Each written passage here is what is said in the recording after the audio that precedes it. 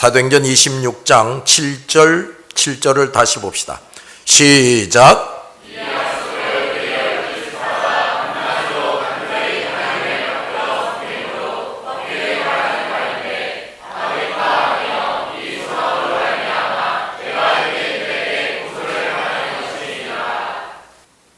그 앞부분을 더 잘 번역하면 이 약속은 우리 12지파가 밤낮으로 열심을 다해 하나님을 섬기면서 그 약속이 이루어지기를 바라는 것이었습니다. 아그리빠 왕이요, 이렇게 되는 겁니다. 자, 여기서 바울은 이스라엘 백성들을 가리켜서 12지파라는 말을 합니다. 바울은 우리나라는 12지파로 구성되어 있고 나도 거기에 속해 있다. 우리 이스라엘 백성들은 메시아와 하나님에 대한 약속을 믿고 그로 인해 얻을 유익을 소망하고 있다. 또한 메시아가 오실 것을 소망한다. 그러므로 우리는 모두 같은 약속의 근거를 두고 믿고 있는 것이다.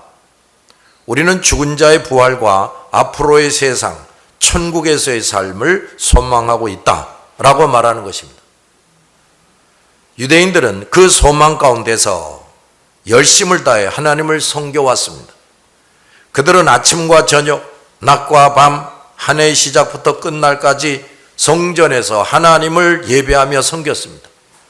이 성전에서의 섬김은 12지파를 대표하여 대속의 제물을 드리는 제사장들과 레위인들과 정해진 사람들에 의해서 지켜졌습니다. 그런데 이 섬김은 영생에 대한 약속, 영생에 대한 약속을 믿는 가운데 계속된 것입니다. 바울도 똑같은 약속에 대한 소망 가운데서 여호와 하나님을 섬겨왔어요. 그래서 그는 나는 유대인들과 똑같이 그 약속을 믿고 있으므로 나는 배신하는 자로 취급하지 말아야 한다. 그 유대교 지도자들 중에는 저 바울이 누구보다도 유대교를 열심히 신봉했는데 저 녀석이 유대교를 배신했다, 지금 이러는 거거든요. 그러나 난 배신하는 사람이 아니다. 바울은 또 말합니다. 아그리빠 왕이요, 이 소망으로 말미암아 내가 유대인들에게 고소를 당하는 것입니다. 그랬어요. 바울이 가진 이 소망은 뭐냐? 하나님의 약속에 대한 소망입니다. 뭐 잘 먹고 잘 살고 그런 게 아니고, 바울은 이제 바리새인들과 같이 먹고 마시는 것과 육신의 법을 지키는 것이 아니라 계약으로 나타난 하나님의 은혜, 즉 예수 그리스도를 의지하는 믿음에 소망을 둔 것입니다. 여러분 따라합시다. 우리의 신앙은 언약의 신앙이다. 하나님의 약속을 믿는 신앙이다, 그 말이에요. 즉 약속된 자손인 예수 그리스도 안에서 하나님의 영원한 복을 소망했고 그 소망 안에서 복된 삶을 살기 위해 열심을 다한 것입니다. 바울은 율법의 제의법, 그러니까 제사 제도에 관해서 하나님의 약속을 믿고 의지했습니다. 유대인들은 종교적인 형식, 그 여러 가지 제사를 지키고 율법을 지키는 것으로 자부심을 가지고 있었어요. 그들은 다른 사람이 그들처럼 하지 않을 때 미워하고 배격했습니다. 예배나 종교적인 형식만을 지키는 것으로 자부심을 가지는 사람들이 있어요. 나 예배 때마다 잘 참석하고 있어. 나 예배 때는 빈손 들고 안 나오고 예물도 잘 드리고 있어. 이걸 가지고 자부심을 가지는 사람들이 있는데, 그런데 다른 사람이, 다른 신앙인이 신앙의 능력을 믿고 사는 거예요. 무슨 종교적인 형식을 가지고 자부심을 가지는 게 아니라 신앙의 능력을 믿고 사는 것을 볼 때 오히려 그런 사람을 싫어하고 미워하고 박해를 합니다. 바울이 소망하는 것은 사실 유대인들도 소망해 왔습니다. 그러나 그들은 바울처럼 하나님의 약속이 무엇인지를 제대로 깨달을 수가 없었어요. 그들처럼 지식적으로 전통적으로 내려오는 어떤 약속을 아는 정도에 머물러 있는 교인들이 오늘날도 많습니다. 뭐 예배에 참석하면 되는 거야. 헌금 바치려면 헌금 좀 드리면 되는 거야. 뭐 집사하라고 그러면 뭐 집사 좀 하면 되는 거야. 이제 그걸로 끝이. 이런 교인들이 많단 말이에요. 이것 또한 그 영혼이 성령에 의해서 거듭나지 못했기 때문입니다. 이 거듭나지 못한 교인들이 얼마나 많은지 몰라요. 하나님과 진리는 성령의 도우심이 없이는 결코 단어 하나도 깨달을 수가 없어요. 그러므로 하나님의 진리에 대해서 조금이나마 깨달은 사람이 있다면 자기 자신이 강력한 성령의 도우심을 받고 있는 사람임을 알아야 됩니다. 내가 머리가 똑똑해서 성경을 깨닫는 게 아니라고 말이에요. 그 사실에 대해서 행복감을 느끼고 감사해야 합니다. 뭐 돈 좀 벌려면 헤헤 하고 성경이 무식한 거는 그거는 큰 문제가 된다는 건 모르고 그런 사람이 되면 안 돼. 이런 은총을 도무지 받지 못하고 있는 사람들이 교회 안에 얼마나 많은지 모릅니다. 하나님께서 인간에게 약속을 주셨기 때문에 소망이 있는 겁니다. 범죄한 인간의 모든 문제를 메시아 예수 그리스도로 말미암아 해결받을 수 있는 약속, 그 약속을 바울처럼 자기의 것으로 받아들이고 믿는 사람만이 진정한 소망이 있습니다. 하나님의 약속 중에 핵심이 뭐냐? 예수 그리스도예요. 근데 그 예수 그리스도를 모르고 산다. 이 사람은 아무것도 가진 게 없는 사람이에요. 이런 사람은 그 어떤 것도 진정한 소망이 될 수가 없습니다. 뭐 자식을 의지하겠다, 재산 좀 의지하겠다, 뭐 권세를 잡으면 되겠다. 그게 무슨 소망이 됩니까? 저들이 갖는 소망은 순간적이고 지극히 제한적인 것으로 끝나버리고 결국 사라져버려요. 그러므로 이 복된 약속과 진정하고 영원한 소망을 가진 우리 성도들은 저 불쌍한 사람들에게 우리가 가진 이 보배로운 것을 열심히 말해줘야 돼요. 8절 시작.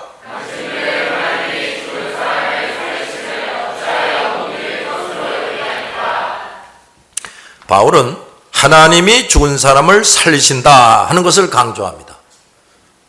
그는 유대인이 알고 있는 하나님의 약속과 소망을 자신도 가지고 있음을 말하고 조상 때부터 믿어온 죽은 사람이 다시 살아난다는 것을 믿고 있다 하고 말합니다.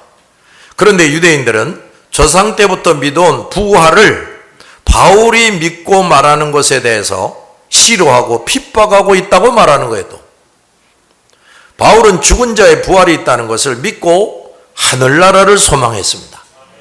그래서 그는 이 세상의 좋은 것들을 바라지 않고 그것과는 비교할 수 없는 저 세상의 영원한 것들을 소망했어요. 그 소망은 죽는 것으로 육체가 사라지지 않고 그 육체까지도 영생의 부활을 하여 하나님께서 만드신 사람의 전체, 즉 영혼과 육체가 완전해져서 천국에서 영원한 복락을 누리는 것을 믿는 것입니다. 그래서 바울은 당신들은 하나님이 죽은 사람을 살리심을 어찌하여 못 믿을 것으로 여깁니까? 하고 안타깝게 말하고 있어요. 바울은 이 말을 하면서 자기도 저 유대인들처럼 예수가 약속된 메시아라는 것을 몰랐었어요. 인정하지 않았습니다. 그런데 이제는 예수가 메시아요, 그는 약속대로 죽었다가 다시 살아났다는 것을 확실히 알고 믿게 된 경위를 설명하는 겁니다. 자, 9절 봅시다. 시작.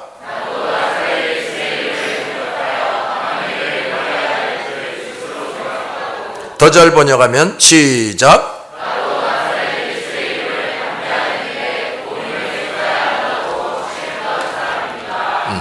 바울은 자신이 바리새인으로 있는 동안 예수와 그리스도인들에 대해서 극심한 적대자였다는 것을 말합니다. 바울은 그때 예수의 이름을 부르는 자들을 박해하는 것이 하나님을 잘 섬기는 일이라고 생각을 했어요. 그는 신앙을 위한다는 명목과 구실로 악한 일들을 행하고 그것을 정당화하면서 확신을 가지고 더욱 하나님과 하나님의 사람들을 대적했습니다. 오늘날도 이런 사람들이 얼마든지 교회 안에 있어요. 하나님과 진리를 제대로 깨달아 알지 못하는 사람, 이런 사람은 아무리 이성적인 사람이고 또 성경을 좀 알고 또 세상 지식이 많은 사람이라 할지라도 하나님과 하나님의 사람들을 오히려 가장 미워하고 핍박하게 됩니다.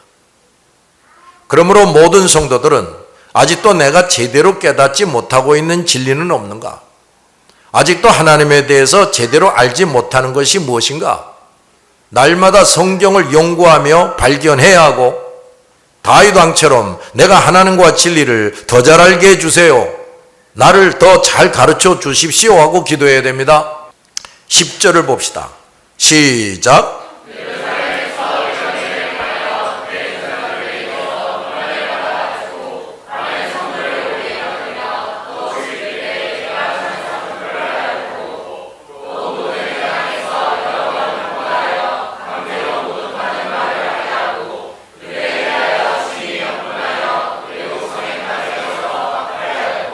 예, 11절 상반절을 더 잘 번역하면 또 나는 회당마다 찾아다니면서 얼마나 부지런했는지 회당마다 찾아다니면서 여러 번 예수 믿는 사람들을 처벌했고 강제로 예수님을 저주하게 했다 그랬어요. 바울은 대제사장들에게 고난을 위임받아서 그리스도인들을 가장 악질적인 죄인으로 취급하고 박해했습니다. 그래서 양심에 조금도 거리낌 없이 예수 믿는 남녀를 가리지 않고 그들을 잡아 가두었습니다. 바울은 그런 고난을 위임받은 것을 자랑스럽게 여겼어요. 또 자진해서 그리스도인들이 죽임을 당할 때 그것을 마땅하게 여기면서 찬송표를 던졌어요. 바울은 자기가 마치 재판관이나 배심원이 된 것처럼 그리스도인들을 죽이는 책임을 기꺼이 졌습니다. 그뿐 아니라 나는 회당마다 찾아다니면서 여러 번 그들을 처벌했고 강제로 예수님을 저주하게 했다 그랬습니다. 그리스도인들을 고문해서 그들로 하여금 그리스도를 배신하게 하는 행위를 하게 했다는 말이에요. 얼마나 지독하게 나쁜 사람이었는지 모르지. 또 그들에 대해서 심히 격분해서 외국의 성까지 가서 예수쟁이들을 박해했다 그랬습니다. 그 정도로 그리스도에 대한 이 바울의 분노는 극도로 끌어올랐고 그들을 보면 미친 사람처럼 돼서 핍박을 했습니다. 예수와 기독교에 대해서 박해하고 대적하는 사람들은 시간이 지날수록 광분합니다. 미쳐서 날뛰게 돼요. 그 중에 얼마는 미칠 듯이 날뛰며 기독교를 박해합니다. 그것으로 그들은 자신이 사탄의 충실한 주구, 충실한 개가 되었음을 드러내는 겁니다. 젊은 시절에 바울의 댐데메와 생활이 바로 그랬습니다. 그러므로 바울이 어떤 교육이나 관습에 의해서 또는 출세의 욕망 때문에 유대교를 배신한 것이 아니라 말이에요. 바울의 모든 상황은 그가 그리스도인이 되는 것과는 너무도 상반되는 것이었습니다. 예수 믿쟁이들을 그렇게 미워했단 말이에요. 근데 그런 바울이 어떻게 예수의 사람이 되었는가를 설명합니다. 자, 12절 시작.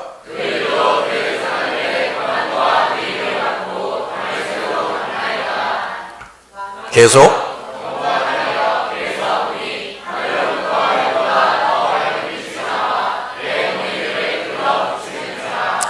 12절에 고난과 위임을 받고를 더 잘 번역하면 고난을 위임받아입니다.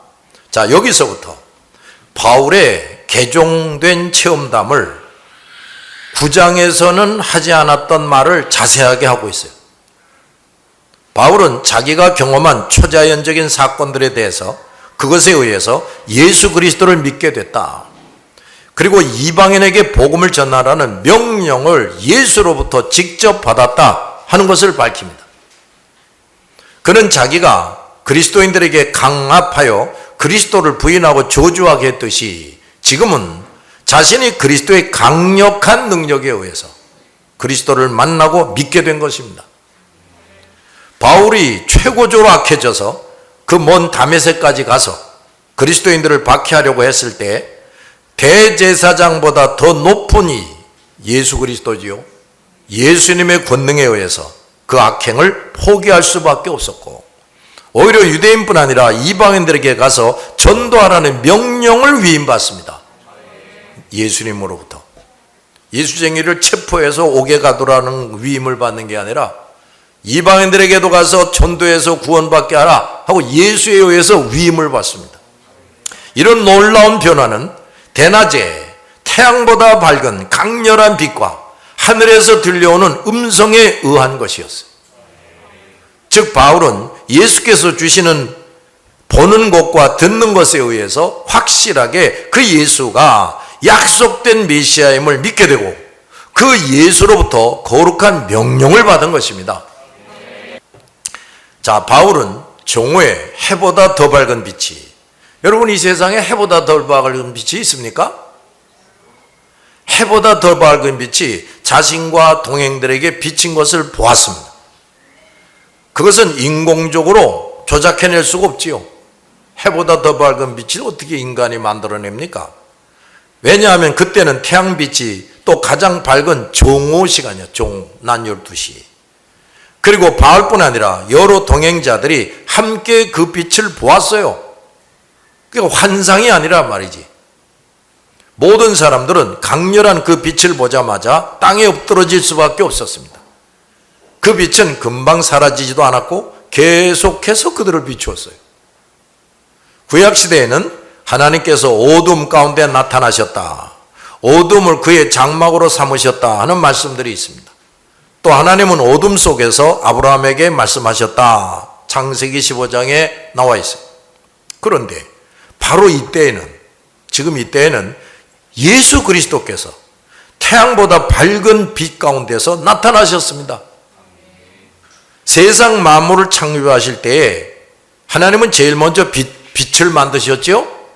그건 이 태양빛이 아니에요. 마찬가지로 새로운 은혜의 세계, 즉 예수 그리스도가 이 땅에 오실 때에도 빛으로 오신 겁니다. 예수 그리스도와 복음은 그것을 받아들이는 사람들에게 이런 빛이 됩니다. 그 빛에 의해서 그들은 꼬꾸라지고 예수 그리스도를 하나님으로 받아들이고 믿게 됩니다. 그러나 영생 구원을 얻지 못할 사람들, 선택받지 못한 사람들은 예수 그리스도를 받아들일 수도 없고 믿지도 못합니다. 두 번째, 그때 예수 그리스도께서 바울에게 친히 나타나셔서 말씀하셨다. 구원받을 뿐 아니라 그리스도의 증인이 되어야 할 바울에게 친히 말씀하시며 만나주신 것입니다. 그래서 바울은 예수 그리스도가 하나님이시며 유일한 구세주이심을 믿게 됩니다. 바울과 함께 가던 사람들도 그 빛은 보았는데 그리스도의 음성은 듣지 못했고 주님을 만나지 못했어요. 많은 사람들이 신이 존재한다는 것을 충분히 느낄 수 있는 여러 사건들을 만납니다. 그들에게도 복음과 진리의 소리가 들려집니다. 그러나 선택되지 못한 사람은 그 빛을 보았고 무슨 소리가 들렸을 뿐이지 그것을 알아듣고 깨닫고 믿을 수가 없어요. 그러므로 우리 모든 예수 믿는 사람들은 바울처럼 하나님의 존재를 느끼거나 무슨 소리를 듣는 것만이 아니라 그리스도의 음성을 들을 수 있는 귀, 그리스도의 음성을 들을 수 있는 귀를 가졌고 그 의미를 깨닫고 그리스도를 확실히 믿는 놀라운 은혜를 받았다는 것을 기억해야 돼. 그 은총은 억만금을 주고도 살 수가 없습니다. 그리스도에 대해서 가장 악했던 바울에게 큰 은총을 주셨던 것처럼 바울 못지않게 악한 나에게 측량할 수 없는 은총을 주셨음을 알아야 됩니다. 14절 시작.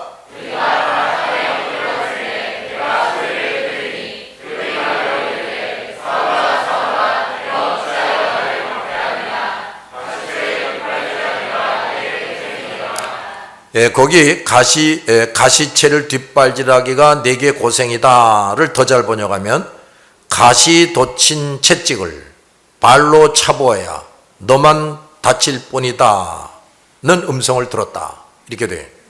자, 우리가 다 땅에 엎드러짐에 내가 소리를 들으니 히브리 말로 이르되 사울아 사울아 내가 어찌하여 나를 박해하느냐 그랬습니다. 자, 첫째, 바울은 하늘에서 히브리 말로 말하는 음성을 들었다는 겁니다. 히브리 말로 들었다는 말도 앞에 기록 9장에는 없어요. 바울이 들은 음성은 하늘에서 들려왔고 그의 모국어인 히브리어였습니다. 히브리어는 구약 성경에 쓰인 언어예요. 여호와 하나님은 선민 이스라엘 백성에게 그들의 언어인 히브리 말로 구약 성경을 주셨는데 이때 들려온 예수님의 음성도 그 히브리 말이었습니다. 이것이 뭐냐? 지금 말씀하시는 분이 하나님이시라는 걸 보여주는 거예요. 구약 성경을 히브리 말로 쓰게 하신 그 하나님이 지금 예수님인데 그 예수님이 지금 그 히브리 말로 사울에게 말하고 있는 것이다 이 말이에요. 바울은 조금 전까지도 예수가 바로 하나님이요 하나님의 아들이라는 말에 대해서 분개한 사람이에요. 그를 따르는 사람들을 무자비하게 핍박한 사람입니다. 그런데 그 예수가 바로 하나님이심을 예수님은 바로 우선 바울에게 확실하게 알게 하신 겁니다. 예수님이 하나님이심을 믿지 않는 사람들은 구약의 하나님도 믿지 않는 사람들이에요. 하나님은 성부, 성자, 성령, 삼위일체로서 구약 성경과 하나님을 제대로 알고 섬기는 사람들은 예수가 성자 하나님이시고 그가 바로 자기 백성을 구원하기 위해서 하나님의 약속대로 인간의 모습으로 이 땅에 오신 메시아라는 것을 믿는 것입니다. 그러므로 지금까지도 저 유대인들은 예수를 안 믿어요. 아직도 이 메시아가 안 왔다고 생각을 해요. 예수가 그 약속하신 메시아이심을 믿지 않고 있는 지금 저 유대인들은 불신자들이에요. 저 상태로 죽으면 지옥 갑니다. 또 예수를 믿는다고 하면서 예수를 하나님, 유일한 구세주로 믿지 못하는 교회 안에 많은 사람들이 있는데 이들도 마찬가지. 종교 생활을 하는 사람들이 교회 안에 많아요. 난 그런 대로 기독교가 제일 마음에 들더라. 그 불교에 가서 뭐 뚝딱뚝딱 거리는 게 그 뭐 시대에 맞지도 않는 것 같고 그래도 개신교가 좀 나은 것 같아. 이러면서 교회를 다니는 사람들이 있는데 예수가 하나님이시고 우리의 구세주라는 걸 못 믿는 교인들이 교회 안에 얼마나 많은지 몰라요. 그 상태로 그대로 살다 죽으면 그는 지옥 갑니다. 아무리 교회를 10년, 20년을 다녔어도.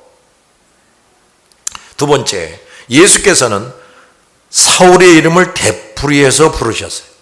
사울아 사울아 하셨습니다. 그곳에는 바울과 동행하는 사람들 외에는 사울을 아는 사람이 없었어요.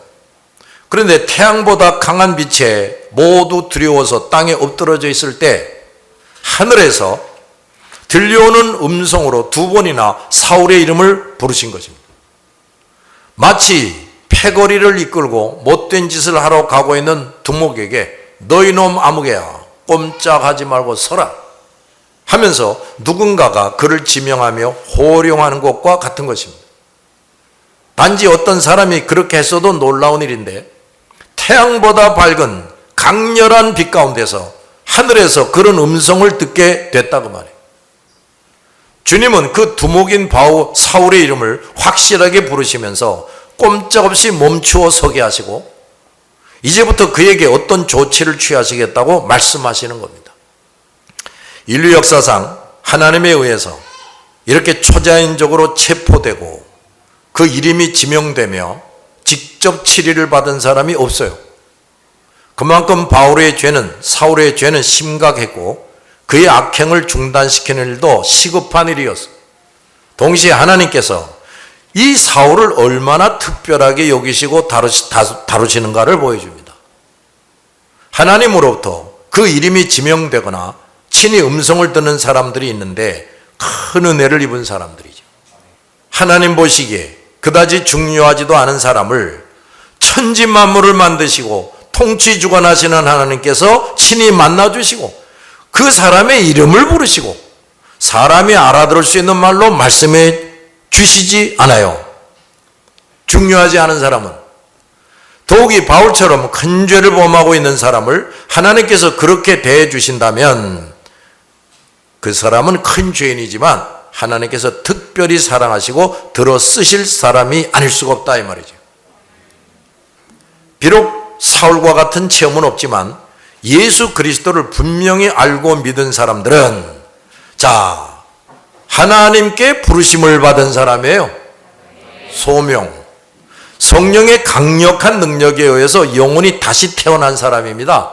중생, 사울이 꼬꾸라져서 새 사람 되듯이 또 성령의 강력한 깨우치심을 받고 자신이 죄인임을 깨닫고 죄 용서받아야 한다는 것을 깨닫고 진정으로 회개하게 되는 것, 회심, 예수 그리스도를 믿게 되는 것, 신앙 뿐만 아니라 그 순간부터 성령 하나님이 그 사람 속에 들어오시는 것, 성령 세례, 날마다 그 영과 육을 치료하시고 변화시키시고 거룩하게 만들어 가시는 것, 성화, 이런 은총을 예수 믿는 사람들은 다 누리고 있는 겁니다.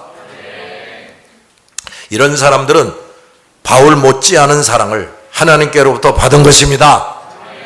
그러므로 우리 모든 그리스도인들은 다 같이 항상 기뻐하고 범사에 감사해야 한다. 무슨 말인지 알았죠? 그리고 우리는 내 안에 거하시는 성령께서 순간순간 내 이름을 부르시고 말씀하시는 음성을 영의 귀를 활짝 열고 들을 수가 있어야 돼요. 말씀과 기도를 멀리하고 세상에 휩쓸려 삶으로써 그 성령의 세면 음성을 들을 수 없을 정도로 영혼이 어둡고 잠자고 병들어서는 안 되는데, 이런 교인이 교회 안에 너무 많다 이거예요. 나 분명히 예수 믿고 하나님의 자녀가 됐는데, 내 안에도 성령이 와 계시는데, 야 너 이거 회개해라, 너 이거 좀 해라 하는데 아무것도 감지가 안 되는 거예요. 망가진 무전기처럼 그 지멋대로 합니다. 귀신이 시키는 대로 합니다. 그러니 괴로운 인생을 살게 되는 거예요. 예수를 믿었어도. 세 번째, 하나님은 사울이 그동안 범한 죄를 지적하고 깨닫게 하셨어요. 네가 어찌하여 나를 박해하느냐, 이런 말씀합니다. 바울은 그리스도인들이 하나님을 모독하고 하나님을 섬기는 이들을 방해하는 악한 자들로 여겼어요.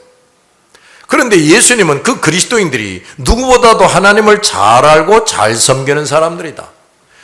그들과 주님은 하나다.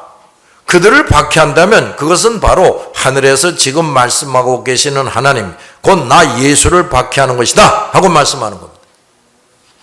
예수님은 바울과 유대인들이 그리스도인들을 핍박하는 데 깊은 관심을 가지고 보고 계셨어요.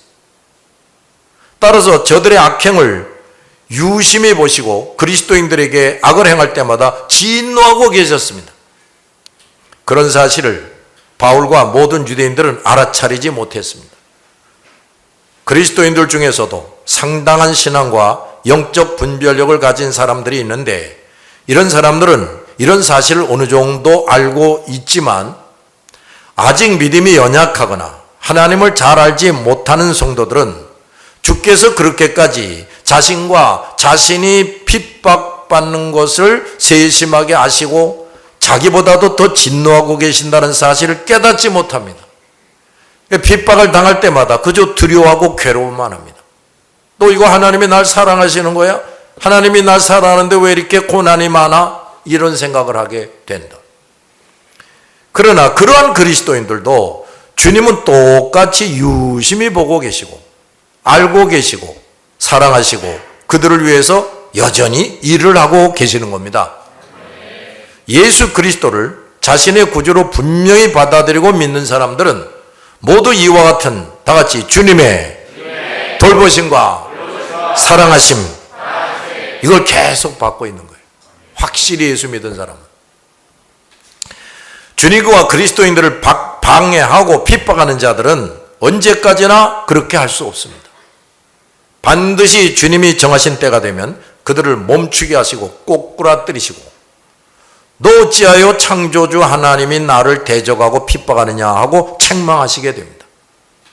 너 같은 죄인이 어찌 우주 만물을 만들고 모든 것이 나고 죽고 잘되게 하고 멸망시키는 나 하나님, 또 내 육체와 영혼을 만들고 지금까지 일반 은총을 누리며 생존하게 한 나 하나님을 너 같은 유한하고 보잘것없는 사람이 감히 나를 대적하고 핍박한단 말이냐 하고 엄하게 책망하고 계시는 겁니다. 우리를 괴롭히는 사람들, 하나님을 대적하는 사람들에게 이 하나님의 책망은 세상에서 그 어떤 왕이나 사람들이 하는 것과는 전혀 다른 아주 위험이 있고 두려운 것입니다. 모든 불신자와 우상숭배자들은 그 죄를 회개하지 않으면 반드시 때가 되면 이렇게 하나님에 의해서 체포되고 꼬꾸라지고 모든 죄악에 대해서 이렇게 무섭게 지적을 받고 책망받고 심판받게 된다는 사실을 알아야 돼요. 그런데 저들은 그것을 알 수가 없습니다. 그러므로 이런 사실을 잘 아는 우리 그리스도인들이 부지런히 저 불신자 우상 숭배자들에게 말해 주어야 돼요. 네 번째, 주님은 바울의 이 박해하는 일이 스스로에게 고통을 줄 뿐이라는 것을 알게 하십니다. 가시 돋친 채찍을 발로 차보아야 너만 다칠 뿐이다. 그리스도와 그리스도인들을 미워하고 핍박하는 모든 행위들은 그러한 자들을 다스리기 위해 가시 돋친 채찍을 스스로 차고 있는 것과 같다는 말이에요. 그들이 그런 일을 계속할수록 그 채찍을 점점 더 열심히 차고 있는 것입니다. 계속 그렇게 하면 발이 찢기고 피가 나고 고통은 더 심해집니다. 즉 그런 일을 하는 자들은 결코 영육 간에 평안하거나 만족할 수가 없고 오히려 점점 더 큰 손실을 보게 됩니다. 이미 하나님에 의해서 징벌의 가시 돋친 채찍이 그들을 따라다니고 있습니다. 모든 불신자들에게. 그런데 하나님께서 친히 치시기 전에 그들이 그리스도와 그리스도인들을 대적하고 핍박을 할 때마다 그들 스스로 그 채찍을 차고 있는 겁니다. 얼마나 어리석은 일입니까? 그리고 우리 그리스도인들은 이런 사람들에게 누구보다도 이렇게 가시 돋친 채찍이 따라다니고 그들을 다스리고 계시다는 사실을 알아야 돼요. 또 얼마나 이게 놀라운 일인가? 우리 주님은 진정한 그리스도인들을 이렇게 특별히 도와주고 계십니다. 그러므로 우리 그리스도인들은 주님과 그 명령을 수행하는 것 때문에 불신자와 우상숭배자들로부터 미움과 핍박을 당할 때 결코 예수께서 나를 살펴주시지 않는구나, 왜 저 악인들을 보고만 계시는가 하고 생각하거나 낙심하지 말아야 됩니다. 그리고 이 주님을 굳게 믿고 다시 한번 항상 기뻐하고 범사에 감사해야 한다. 이걸 가끔 하는 사람이 아니라 항상 할 수 있는 사람이 성숙한 그리스도인이에요. 기도하십시다.